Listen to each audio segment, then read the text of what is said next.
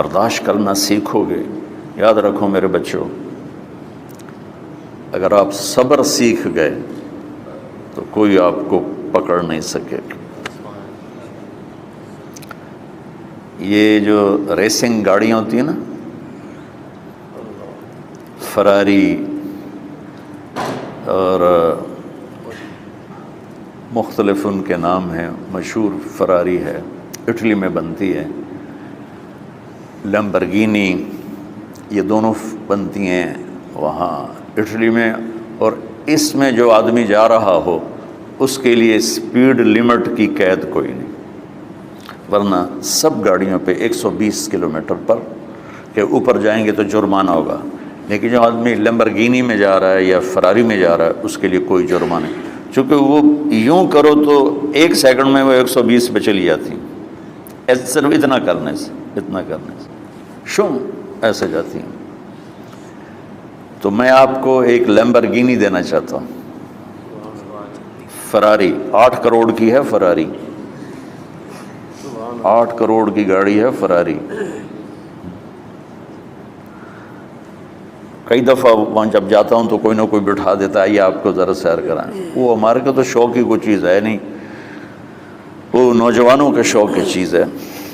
تو 8 کروڑ کی گاڑی میں مفت آپ کو دے رہا ہوں، وہ ہے صبر۔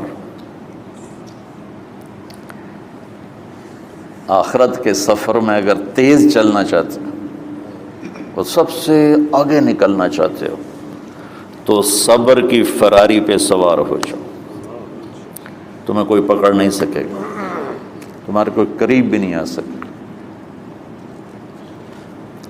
کہ دنیا میں صبر کرنے والوں کا قحط آ گیا ہے، بڑے بڑے علماء ہیں اخلاق سے خالی، بڑے بڑے علماء ہیں صبر جانتے ہی نہیں، اور پورا معاشرہ، سر علماء تم کل کے علماء ہو اس لیے علماء کی بات کر رہا ہوں، ورنہ پورا معاشرہ میرے بچوں صبر سے خالی ہے۔ تم سیکھو۔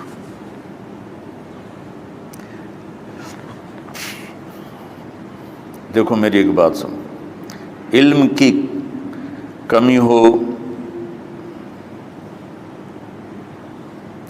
تو اچھے اخلاق اس کو چھپا دیتے ہیں، اخلاق کی کمی ہو تو بڑے سے بڑا علم بھی اسے چھپا نہیں سکتا۔ سارے عیب ہوں اور اخلاق اچھے ہوں تو اخلاق وہ چادر ہے جس میں سارے عیب چھپ جائیں گے، بس ساری صفتیں ہوں اور بد اخلاق ہو تو ہر صفت کو بد اخلاقی چھپا دے گی۔ میرے نبی نے نماز لمبی پڑھی، اللہ نے روک دیا، کہا نہیں چاہیے، ما انزلنا علیک القرآن لتشقی، مختصر نماز پڑھیں، درمیانی نماز پڑھیں، پیسہ سارا خرچ کر دے، اللہ نے روک دیا، ولا تبسطها کل البسط، میرے نبی سارا خرچ نہ کرو، کچھ بچا کے بھی رکھو۔ تبلیغ میں اپنی جان کھپائی، اللہ نے اس سے بھی روک دیا، فلا تذهب نفسك علیہم حسرات، تبلیغ کرو خود نہ مر جاؤ۔ تبلیغ کتنا بڑا عمل ہے، اللہ نے کہا اعتدال۔ نماز کتنا بڑا عمل ہے، اللہ نے کہا درمیانہ ہاتھ رکھو۔ مال خرچ کرنا کتنا بڑا عمل ہے، اللہ نے کہا درمیانہ ہاتھ رکھو۔ جب میرے لیے میں نے اخلاق میں بلند پرواز دکھائی تو اللہ نے کہا شاباش انک لعلی خلق عظیم، میرا نبی میں آپ کو شاباش دیتا ہوں، آپ کے اخلاق بڑے عالی شان ہیں۔ یہ نہیں کہا کہ اتنے بھی ذرا تھوڑا اکھ بھی کھائی کر کو کوڑا ہویا کر۔ تو تم مولوی بڑے غسیلے ہوتے ہو، تم میرے بچے بیٹھو نا اس لیے بات کر رہا ہوں۔ صبر نام کی شے ہی نہیں ہوتی۔ فقہ پڑھنا تو ہماری مت ماری جاتی۔ قرآن کو بھی فقہ کے انداز میں پڑھتے ہیں، حدیث کو بھی فقہ کے انداز میں پڑھتے ہیں۔ بخاری سے زیادہ امام بخاری پڑھاتے ہیں۔ ترجمۃ الباب پہ اتنا وقت لگا دیتے ہیں کہ حدیث جو اصل چیز ہے اس کی طرف توجہ نہیں جاتی۔ امام بخاری کی کتاب کا مقدمہ کوئی نہیں، تو اس پر جب بخاری شروع ہوتی ہے تو ہفتہ ہفتہ اس پہ سبق چلتا ہے کہ امام بخاری نے مقدمہ کیوں نہیں لکھا، جی میں سارے مل کے یعنی امام صاحب نے تو گلاں کیتی جان۔ میں اس کا اتنا آسان 1 منٹ میں اس سارے سبق کو ختم کر دیتا ہوں بخاری شریف کے، کہ دیکھو بھائی امام صاحب کا دل نہیں کیا مقدمہ لکھنے کو، اس لیے انہوں نے نہیں لکھا۔ گلموں ایک حدیث کے عنوان اور حدیث میں جوڑ نہیں تھا، تو شیخ رمزی بہت بڑے فاضل آدمی ہمارے فیصل آباد، میں نے کہا شیخ یہ جوڑ کوئی نہیں، کہ شیخ ھذا من اصعب ابواب البخاری، یہ بخاری شریف کے مشکل ترین ابواب میں سے۔ میں نے کہا بڑا آسان کام ہے، امام بخاری بھول گئے، ترجمہ کوئی اور تھا، حدیث کوئی اور لکھ دی، بھول گئے، بشر ہی تو ہیں، کیوں بچوں نو مصیبت وچ پان دے۔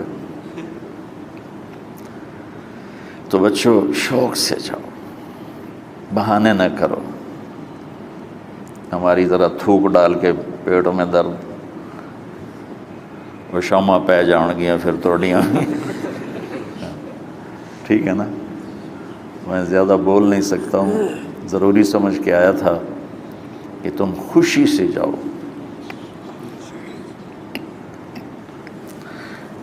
پھر اس میں جو ناگواری آئے گی اسے برداشت کرو گے تو پھر آپ کا صبر بڑھے گا۔ تمہیں صرف میری شہرت نظر آتی ہے،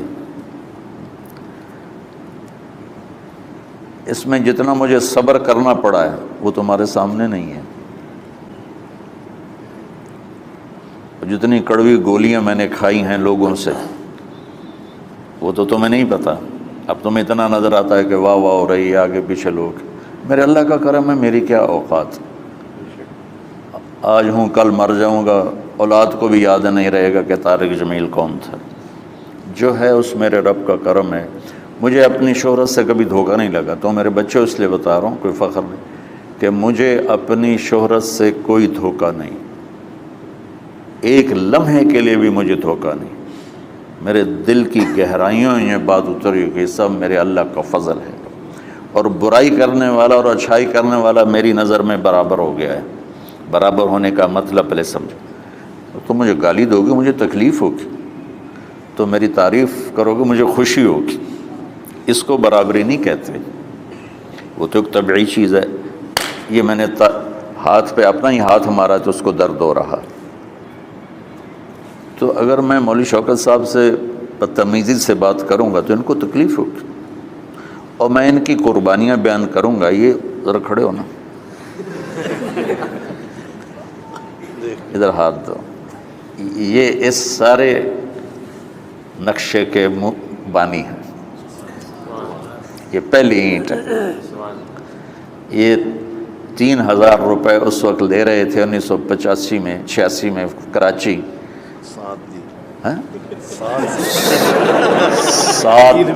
7,000 ان کی تنخواہ تھی، اور میں نے ان کو تلمبے میں بلایا 900 روپے مہینے پر۔ کتنا فرق ہے 7,000 اور 900 کا؟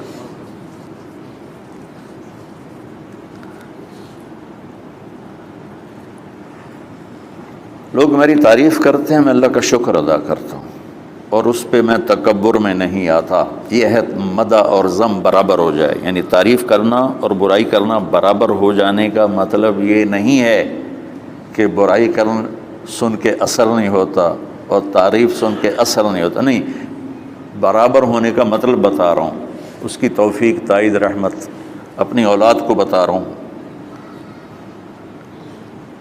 کوئی میری تعریف کرتا ہے، میں اللہ کا شکر ادا کرتا ہوں اور اپنے آپ کو بھولتا نہیں ہوں۔